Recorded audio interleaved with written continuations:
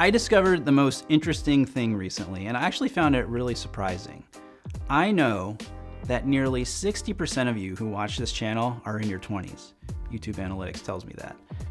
I just found that really interesting because I'm not your age, but I'm not so old that I don't remember my 20s. I know exactly how you guys think. You think you're invincible, you think you'll never get old, and you think that there are things that you just don't have to think about.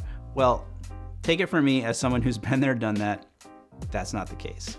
There are plenty of things now looking back that I wish I knew when I was in my 20s, and I'm gonna share 5 of those things with you today. So hopefully, you can learn from my mistakes.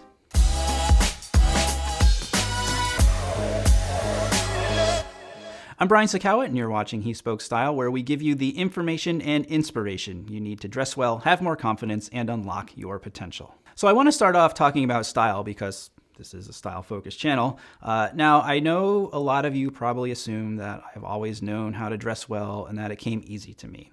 But let me tell you, that is not the case. And the first thing I wish I knew in my 20s was to have a better understanding of how to build a versatile wardrobe that I could actually do something with. So I know this sounds crazy if you look at what it is that I do now. And I always knew what I wanted, but I didn't know how to get there. I was focused more on individual pieces rather than stepping back and looking at the big picture.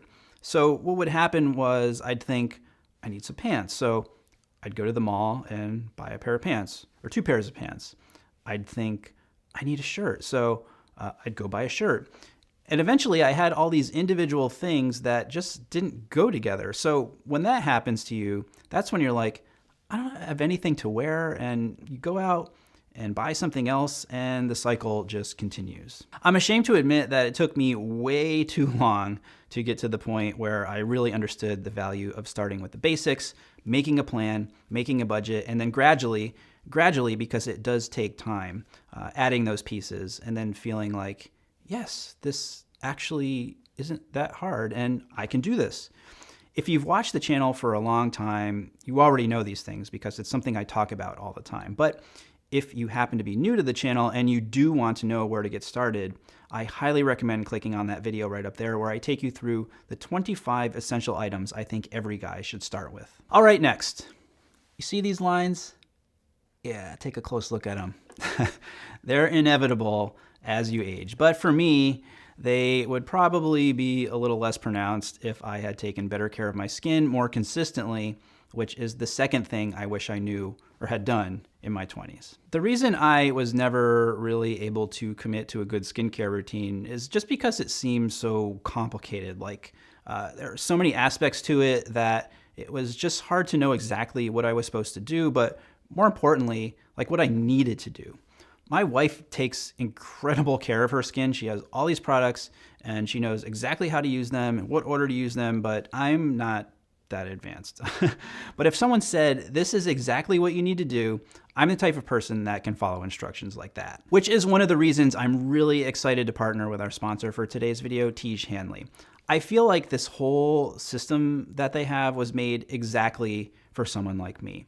I've been using the level 3 advanced because I'm old, kit, which includes a facial cleanser, a face scrub, a morning moisturizer, an evening moisturizer, an eye cream, and a serum, which is designed to slow down the appearance of aging. The best part about it from my perspective, other than that it smells and feels amazing and that it actually works, is that they tell you exactly when to use it and how much to use, which makes that routine aspect of it really easy to get into. I love having a checklist like that. You know, I've had a problem recently with, I guess it's because it's been cold and dry, where this part of my face between my eyebrows was actually getting really dry and splotchy. And since I've been using the Tiege Hanley products, I have not had any issues with that at all, which is super awesome. I've had really great success with this, and if my story sounds kind of like yours and you've been looking for a way to get started with a good skincare routine, Tiege Hanley is offering you guys a free DOP kit with your first order, and all you have to do is to click the link down below in the description to get started for just $25. I didn't mention before, but the price for this stuff is really amazing as well, and they have some great membership benefits, including always saving 25% off the retail price. Free US shipping all the time. Again, link down below to get started. My wife Robin loves to tell a certain story about me. We weren't married yet, and she was still living in New York City, and I was up visiting. We were out and about, and then like she just wanted to sit on a bench and do nothing. And that type of stasis, which some might call relaxation, has never been something that resonated with me. I recognize that now and the benefits of that now, and I'm better about it, but in my 20s, that was something I never even thought about. I was constantly pushing, constantly working, like just very focused on whatever it was that I was doing or learning or practicing, to the point where I felt that if I let up and didn't focus and didn't work so hard, that I would fall behind and possibly never even achieve what I wanted to. I think it's okay to be super focused like that, but what I've learned is that you have to build in time to take a break. Burnout is real, and it's the worst thing ever. It could even put you in a position where you actually start hating the thing that you love to do in the first place. I experienced this to varying degrees, but luckily I never got to the point where I just wanted to completely quit. It's a dangerous and kind of scary situation to find yourself in, and it's really something I wish I had a better understanding of back in my 20s. The next thing I wish I knew in my 20s kind of goes hand in hand with what I was just talking about, being like super focused, head down, seriously consumed with what I was striving to achieve. At that time for me, that was music. The saxophone, music history, musicology, learning all the crazy music that I used to play back then. Going to that place mentally is really important, I think, to becoming an expert or getting close to mastery of a particular field or any kind of pursuit. But what I wish I could have done better back then was to see the bigger picture and to be able to articulate and really understand why I was doing this. I knew that I loved music. I loved playing for people. I loved pushing boundaries and really kind of trying to innovate. But by not looking outside and doing things more or less in a vacuum, eventually it became like, I don't understand. Like, what is this all about? What I know now and can articulate now is that I love connecting with people. I love bringing people together around shared beliefs, and that what I do has the power to change people's lives. I understand that with music. I understand that with what I do here on the channel.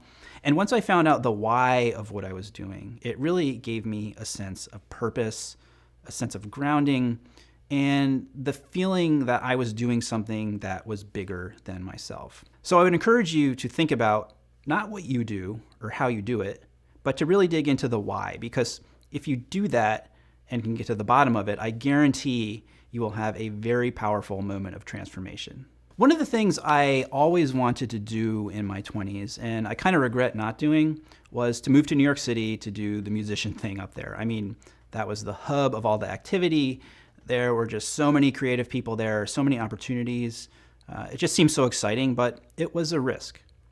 I never took that risk, but I did take a different risk. So I was really lucky to win a job as a saxophonist with the Army Field Band in 1999. But you know, at the time I was 21 years old, didn't really want to settle into a career at that age. There was still so much I wanted to do, I thought. So after 3 years, I decided to leave this secure job that I had to go to graduate school, study the saxophone more, and possibly get a teaching job at a university. So that was a risk that I took. It wasn't moving to New York, but it was a risk, and it was scary to do. I don't regret it at all. It all worked out fine, but looking back on it, what I would share with you is that you'll probably have these opportunities to take risks. Don't be afraid to take a risk, but I think it's very important to weigh the factors associated with that risk. So although you'll be taking a leap and doing something that scares you and is uncomfortable, just try to see a way forward before you make the decision so you can have some kind of plan before you jump in. Be open to things as they happen, but I think you'll feel better about your decision, like I did, if you take the time to kind of map it out a little bit. I want to thank Teach Hanley for sponsoring this video once again, and to remind you to click the link down below in the description to get a free DOP kit with your first order.